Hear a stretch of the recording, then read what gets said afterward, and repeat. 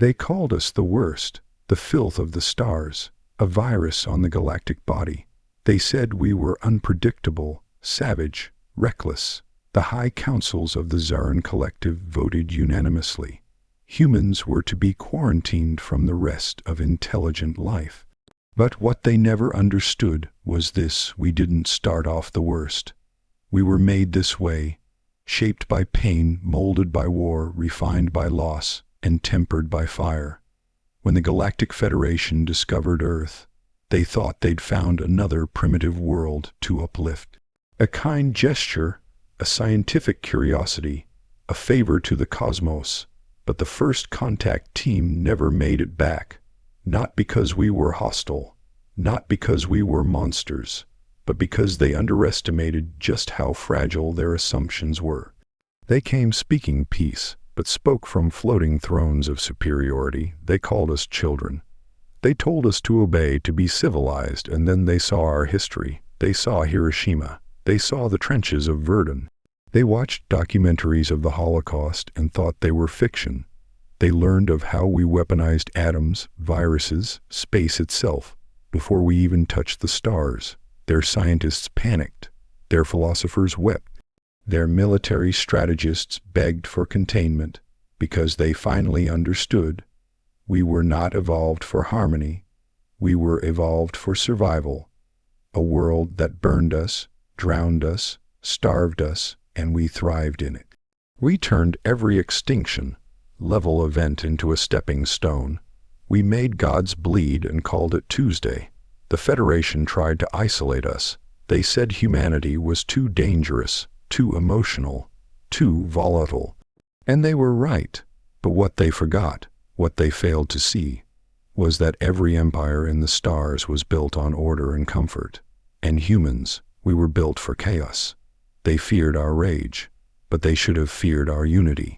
Because when Earth fell under siege, when alien ships darkened our skies and vaporized our cities, we didn't break. We became something else, something that even we didn't recognize. We sacrificed everything, not for power, not for dominance, but to prove one simple truth. One by one, their fleets burned, their superweapons failed. Their logic collapsed in the face of madness, because humans don't fight clean. We don't fight fair. We fight like the apocalypse has already happened, and we're just dragging everyone else down with us. In the end, they offered peace, a treaty, forgiveness, but it was too late. Not because we wanted revenge, but because we had learned that no one would protect us but ourselves, and so we didn't conquer. We didn't enslave. We simply looked the galaxy in the eye and said, "You feared us as monsters, but we were just your mirror, and you hated what you saw. Now the stars whisper our name like a curse. They lock their doors when we pass. They teach their young to fear the two-legged demons from Earth, the worst species in the galaxy. No, we're just the only one that remembers what it took to survive." And that, more than anything, is what truly terrifies them. Let me know if you want this speech broken into voiceover parts, paired with visuals, music cues, or adapted into a YouTube script with title cards and timestamps. They didn't fear us because we were evil. They feared us because we survived what should have broken us. When the galaxy found Earth, they expected to find another naive, hopeful species. One they could mold, guide, maybe even control, but what they found instead was something else, something raw. They saw our wars, our scars, the endless list of tragedies we called history, and it rattled them. Not because we were monsters, but because we were still here. Species with perfect worlds couldn't comprehend what it meant to fight for every breath, to build empires from rubble, to chase the stars with blood still fresh on our hands. They said we were unstable, too violent, too emotional, but the truth, we were just honest about what survival costs. So they tried to contain us, label us, warn others. They called us dangerous, unfit, the worst species in the galaxy. But what they didn't see was that we didn't want to be feared. We just didn't want to be forgotten. Because when the sky burned, when their ships came not with peace, but with fire, we didn't crumble. We didn't beg. We rose. Not because we were strong, but because we had to be. And in that moment, humanity became the thing they whispered about in dark corners. The storm that wouldn't pass. The fire that wouldn't die. We didn't want revenge. We just wanted them to remember that we were never the worst. We were the warning, and that, more than anything, is what keeps them awake at night. Let me know if you want it performed with specific voiceover pacing, cinematic background themes, or adapted for a trailer script. 1. Humanity wasn't feared for power, but for survival. We weren't feared because we were strong. We were feared because no matter what the universe threw at us, we survived. And that made us unpredictable. 2. Earth was never a threat. Until they looked closer to the galaxy, we looked small, peaceful, harmless, until they saw our history and realized we'd already lived through hell. 3. Our greatest weapon wasn't technology. It was willpower. Aliens had fleets. We had resilience. We fight when it makes no sense to keep going. That terrifies them. 4. Humans were shaped by chaos, not harmony. While other species evolved in peace, we evolved through war, famine, fire, and death. And we thrived in it. 5.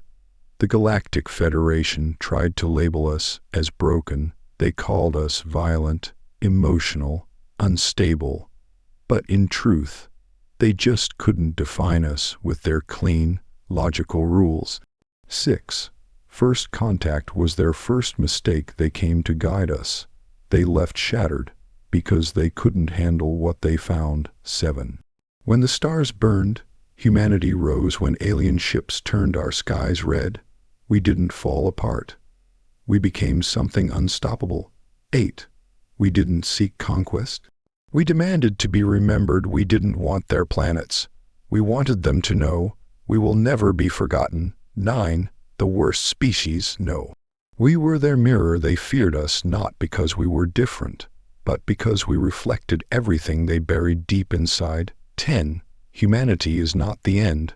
We are the warning before it. They'll keep telling stories about us, because deep down they know the monsters they feared were just the survivors they could. They didn't fear us for our strength.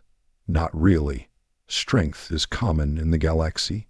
There are species that can crush steel with their limbs, races that live on suns, civilizations that harness black holes like batteries. No, it wasn't our physical might that made their voices tremble when they spoke of humans. It wasn't our weapons or our ships or our war tactics. It was something far deeper, something they couldn't measure or understand. They feared us because we survived things that should have destroyed us. Long before we reached the stars, we were forged in catastrophe. Every generation of humanity clawed its way out of ruin. We endured ice ages and plagues, watched our cities crumble in fire and flood, and still we stood. Every collapse became a lesson, every failure a fuel. When the galaxy first noticed Earth, they expected curiosity, maybe wonder. Instead, they found a planet where its dominant species had been at war with itself for centuries, where even in moments of peace, there was struggle, where progress came not from divine revelation or collective harmony, but from desperation, raw and unfiltered. They saw a species that advanced not because it wanted to, but because it had no other choice. We learned to fly not for glory, but because there was too much death on the ground. We split the atom not for peace, but to end a war that had already stolen too many futures. Our greatest innovations were often born in the shadow of despair. They didn't understand that, in their world, evolution was gentle. Civilization rose like a carefully tended garden, but for us, it was survival of the most stubborn, the most relentless, the ones who refused to go quietly. The Galactic scholars were horrified when they studied us. They couldn't believe we survived the 21st century, let alone spread across the stars. They watched our documentaries like horror films, watched us celebrate men and women who charged into fire, who bled for ideals, who stared into impossible odds and whispered, "Not yet." To them, it was madness. To us, it was Monday. We didn't fear loss the way they did, because we'd already lost everything before: families, countries, even entire continents. What was one more battle, one more scar? They came with offers of containment, thinking we would be grateful for the peace they brought. But peace to them meant control, obedience, conformity, and they didn't realize until it was too late. Humans do not bow quietly. We didn't pick fights, but we didn't run from them either. When our world was pushed, we didn't break. We evolved. That was the part that shook them, because most species, when threatened with extinction, either retreat or perish. Humans, we adapt. We get smarter, meaner, better. We turn tragedy into training. And in time, they realized that's what truly made us terrifying. Not the rage, not the destruction, but the resilience, the refusal to give in, the sheer unwillingness to stay dead. We don't need to win to keep fighting. We don't need hope to move forward. Our ancestors walked through deserts with no water, built cities with no blueprints, crossed oceans without knowing what was on the other side. We didn't just survive. We thrived in places no one should have. We made life grow in ash. So when alien fleets came to Earth expecting submission, they didn't find fear. They found preparation. They found resolve. They found a species that had already buried gods and kings and demons. And when their weapons lit our skies, when their forces descended on our cities, we didn't crumble. We adapted, faster than they could comprehend. What took them decades to learn, we absorbed in months. What they thought would traumatize us, trained us. It was in that moment they finally understood. We were never built for perfection. We weren't born to be the chosen species. We were built to endure, to fall 1,000 times and rise 1,000 more, and that was something the galaxy wasn't prepared for. They had protocols for war, protocols for disease, rebellion, even civil collapse. But they had no protocol for humanity, no rulebook for a species that could lose everything and still come back stronger. They thought strength was power, but our power was never in our weapons. It was in the fire inside us, the kind that never goes out. And the more they tried to erase us, the more we became unerasable. Because humanity doesn't disappear quietly. We don't fade. We survive. And survival, when done long enough, becomes legend. That's what they never saw coming. And that's what they'll never forget. From a distance, Earth looked like nothing special, a blue marble spinning quietly in the void, tiny, isolated, fragile. To the Galactic Federation, we were just another backwater world. Primitive, undeveloped, a curiosity more than a threat. A species barely past its adolescence, still tangled in tribal wars and ideological chaos. They saw the signals we sent into space, the songs, the movies, the cries into the dark, and they smiled, not with warmth. With pity. They didn't see a threat. They saw a pet project. Their ships arrived in peace, cloaked in shimmering diplomacy and promises of enlightenment. The ambassadors walked among us, their robes flowing, their smiles rehearsed. They spoke of unity, of galactic harmony, of becoming part of something bigger. They thought they were helping, but that was their first mistake, because they didn't come to understand us. They came to fix us. And humanity has never taken kindly to being fixed. They studied our history, and what they found shook them. They watched footage of mushroom clouds blooming above cities, listened to the screams frozen in old recordings from trenches filled with mud and gas. They read our literature, our poetry, raw, aching, desperate, and didn't know whether to cry or recoil. They thought they'd find simplicity in us, but what they found was contradiction.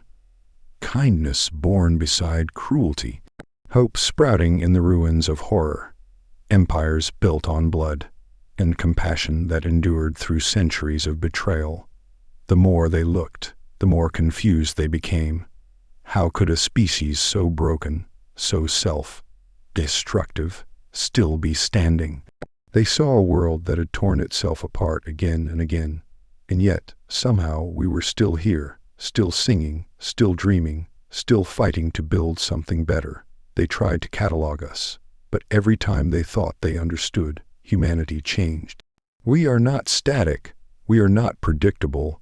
They come from civilizations built on logic, balance, tradition, but we come from chaos, from hunger and thunder and loss, and we carry it in our bones. We are the result of 1,000 impossible choices, of kings and rebels, of prophets and tyrants, of children who looked up at the stars and refused to believe that we were alone. And so when they finally realized what we were, it was already too late. Because what they dismissed as primitive was something they couldn't replicate. Not with all their technology, not with all their peace, not with all their centuries of evolution. They had grown in comfort. We had grown in storms, and comfort, they would learn, is a poor teacher. They thought we'd be easy to guide, easy to tame. But when they saw our true nature, the defiant spark in our spirit, the refusal to kneel, the memories carved into every scar, they saw something they didn't know how to deal with. They saw us. Not the broadcasts or the polite faces or the smiles for the cameras. They saw what we are. They came expecting gratitude. What they found was warning, because Earth wasn't just a planet. It was a crucible, and what came out of that crucible was something they'd never faced before. Not monsters, not demons, just survivors, and sometimes that's more dangerous than anything else in the galaxy. They kept asking the same question. How did humanity survive? Not how we fought, not how we built, but how we endured, because, truthfully, by galactic standards, we were nothing special. Our bones broke like anyone else's. Our lifespans were short. Our technology was crude, at first, and our biology, compared to the long-lived titans of the outer systems, was laughably fragile. Yet still, we kept rising. They had planets where war was a myth, species who hadn't known violence for millennia, and when they looked at us, they couldn't comprehend how we hadn't torn ourselves apart completely. But that was the part they never understood. Our power, our true weapon, was never in the machines we made. It wasn't in our guns, or our ships, or our clever little nukes and satellites. It was always in something deeper, something buried in every story we told, every myth we whispered around dying fires.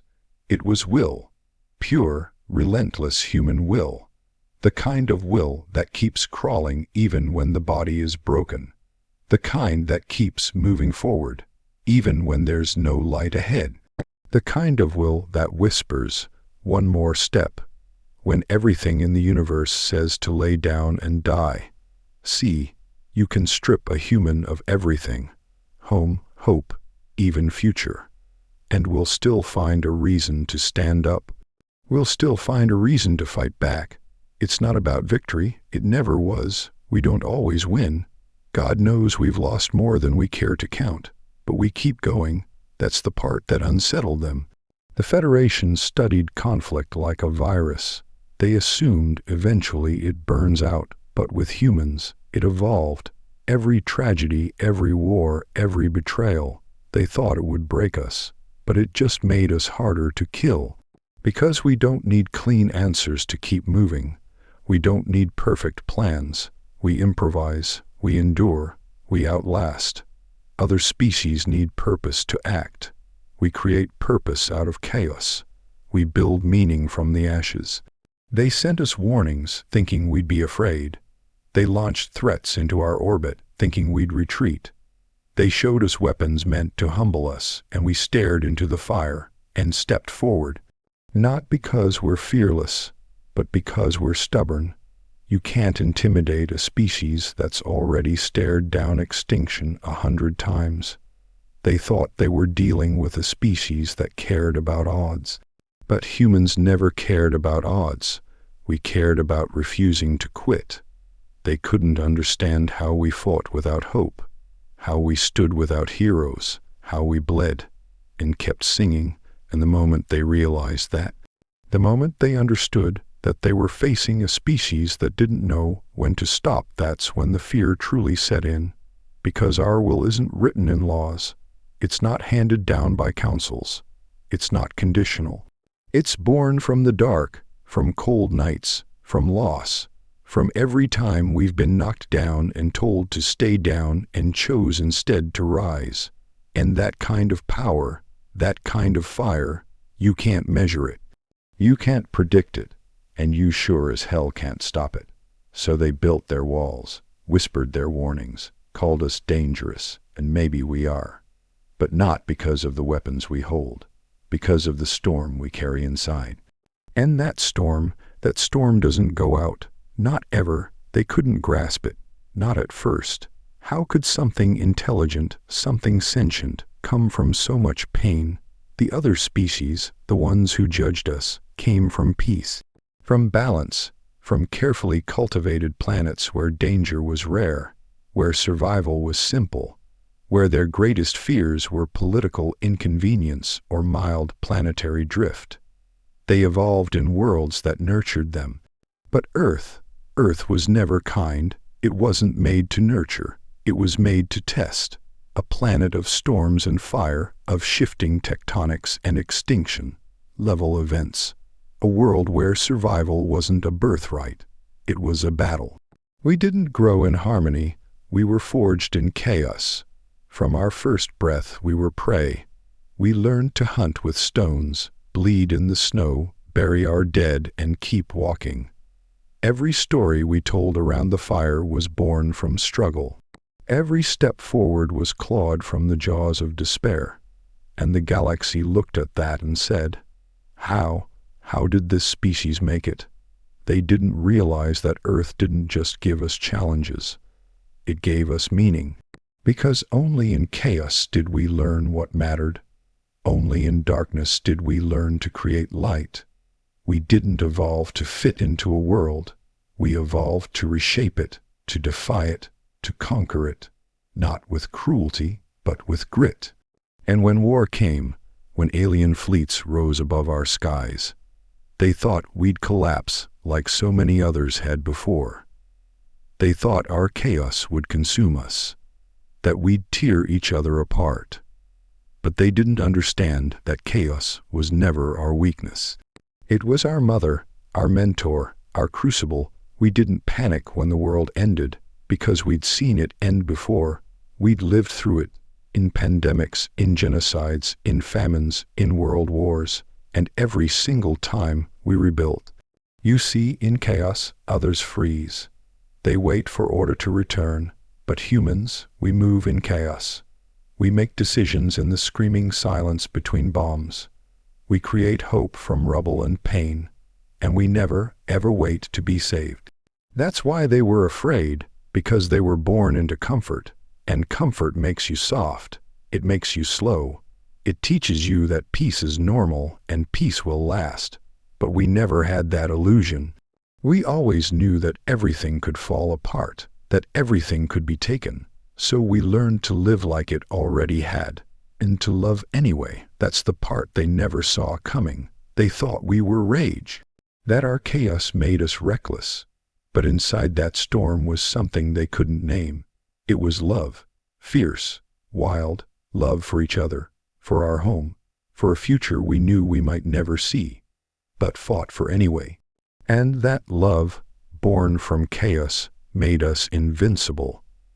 Because the moment you're willing to fight, not just to survive, but For those who come after you, that's when you become something more than a species. You become a legacy, a threat not just to power, but to the very idea that power must come from order. Because humans proved the opposite. We proved that power can come from the broken, from the lost, from the mad and the grieving and the beaten, and still rise, not in spite of the chaos, but because of it.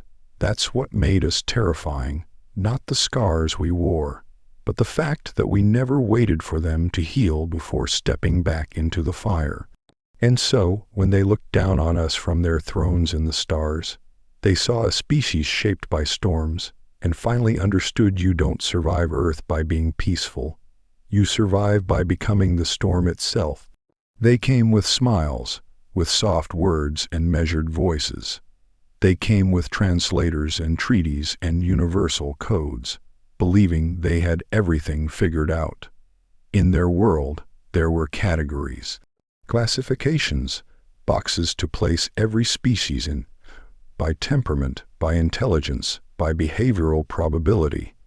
They believed the universe was orderly, predictable, clean, and then they met us. Humans didn't fit into their models. We didn't respond the way we were supposed to. Where other species obeyed, we questioned. Where others yielded, we resisted. Where others calculated, we felt. They thought we were broken, that something had gone wrong in our evolution. Too emotional, too impulsive, too volatile. We laughed too loud. We grieved too long. We risked too much. We loved too deeply. To them, it looked like weakness. But to us, it was the very thing that made us human. They tried to label us, tried to write reports on us. They ran simulations, trying to predict our behavior.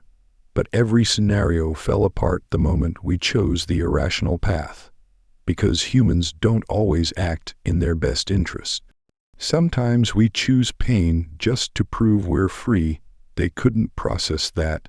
They asked, why would a soldier throw themselves on a bomb for strangers? Why would a mother run into fire for a child she could never save? Why would a people, bruised and bleeding, still stand and fight when surrender meant peace? Because to us, peace without choice isn't peace. It's slavery, and love without sacrifice isn't love. It's convenience. They came from civilizations built on logic, where risk was calculated and emotion was filtered through algorithms. They had forgotten what it meant to feel everything all at once, to stand on the edge of ruin and scream into the dark. Not because it changes anything, but because you refuse to go quietly. And in us, they saw something wild, something ancient, something unquantifiable. They thought evolution meant order, but for us, evolution meant fire. It meant refusing to be tamed. It meant carrying every wound forward, not as shame, but as proof that we lived through it. So they slapped labels on us like armor, unstable, aggressive, primitive, but those were just words to hide the fear underneath, because deep down, they knew what they called flaws were the very things that had kept us alive. Empathy, passion, defiance, we don't compartmentalize who we are. We carry it all, the rage, the hope, the sorrow, the fight. They feared that, because no matter how many times they tried to define us, humanity always slipped through their fingers. We weren't built to fit in. We were built to stand out, to rise up, to break the mold. And the moment they realized they couldn't classify us, that they couldn't control what they couldn't comprehend, that's when they turned on us. Not out of hatred, but out of panic. Because they saw what we were, a mirror, a reminder that intelligence isn't sterile, it isn't neat, it's messy, it's painful, it's human, and the more they tried to isolate us, the more we became impossible to ignore. Because you can't contain a species that was never meant to be categorized. We were meant to be felt. First contact was supposed to be historic, a moment of unity, a handshake across the stars. The kind of event civilizations write songs about. But that's not how it happened. The day they came down, they expected reverence, worship, obedience. They expected the broken children of Earth to kneel in awe of their glowing ships and godlike technology. They expected cheers and tears and open arms. Instead, they got silence, heavy, watchful, cautious, because humanity had seen gods before. We'd built statues to them, then torn those statues down. We'd crowned men as saviors, then watched them turn to tyrants. So when the visitors came dressed in light and promises, we didn't fall to our knees. We looked them in the eyes, and that was their first mistake. They thought our welcome would be innocent. But Earth doesn't raise innocence, it raises survivors. They walked through our cities like tourists in a museum of mistakes. They whispered among themselves in alien tongues, not realizing we could see it in their eyes, the pity, the fear. They came thinking they were here to teach, but the moment they saw what we really were, they realized they weren't looking at students. They were looking at something else entirely. They watched old footage, grainy, black and white, of mushroom clouds blooming over entire civilizations. They listened to voices recorded in the final seconds before disaster. They read about genocide, civil war, betrayal, nuclear standoff, environmental collapse, and somehow we were still here. It didn't make sense. How could we survive all that and still believe in anything? How could we come through hell and still choose hope? It wasn't strength, not the kind they understood. It was something older, something they didn't have a word for, so they panicked. The delegation withdrew, their translators froze, their analysts warned the council. This species has done the unthinkable. They have stared into extinction and come back laughing. And that is not something you can reason with, because humans didn't build their legacy on balance. We built it on the edge of disaster and learned to dance there. First contact didn't end in fireworks. It ended in quiet fear. They left quickly, without warning, and sealed the files behind galactic firewalls, whispered about Earth in back chambers, banned our signals, blacklisted our kind, but the truth had already spread. A species that bleeds, loves, kills, rebuilds, destroys, forgives, and somehow survives all of it. A species that doesn't just live through horror, but grows stronger because of it. First contact wasn't a beginning.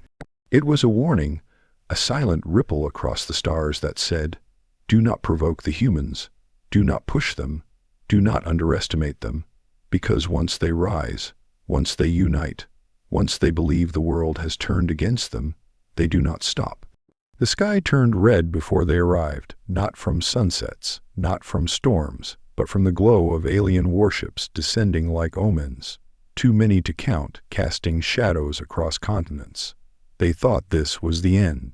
A swift and clean invasion, an extermination that would make history forget we ever existed. And to be fair, we looked vulnerable. Our cities were unarmored, our defenses were scattered, our governments fractured, our people already worn down by centuries of our own chaos. To them, it seemed like the perfect moment to strike. But there's something they didn't know, something they couldn't see from their high councils and ivory thrones. Humanity doesn't fight hardest when it's strong. We fight hardest when we're cornered, and that's when we become something else. When the skies lit up and buildings fell, when fire rained from above and oceans churned with wreckage, we didn't run. We didn't beg. We remembered who we are. The descendants of warriors, rebels, revolutionaries. The children of every soul who ever stood against impossible odds and said, "I will not break." It didn't matter that we were outnumbered. It didn't matter that their weapons were generations ahead. It didn't matter that the world was ending around us. We stood together, not as nations, not as tribes, but as one species with fire in our veins and centuries of fury in our blood. They didn't know how to fight that, because their battles were clean, ours were personal, theirs were strategic, ours were survival. We used whatever we had, old missiles, broken satellites, rusted tanks and firebombs. We turned spaceports into fortresses and cities into traps. But it wasn't the weapons that made us dangerous. It was the resolve. When their first wave landed, expecting surrender, they met old men and young girls with rifles. They met farmers who'd never held a gun before, but aimed with steady hands because there was no other choice. They met mothers shielding children with their bodies and children who stood up when their mothers fell. They saw something alien in us, not the kind with claws or scales, but something far worse, something they couldn't fight with lasers. They saw purpose, rage, grief sharpened into determination. They saw humanity awakened, not as victims, but as warriors. And for the first time they hesitated. Their fleets wavered.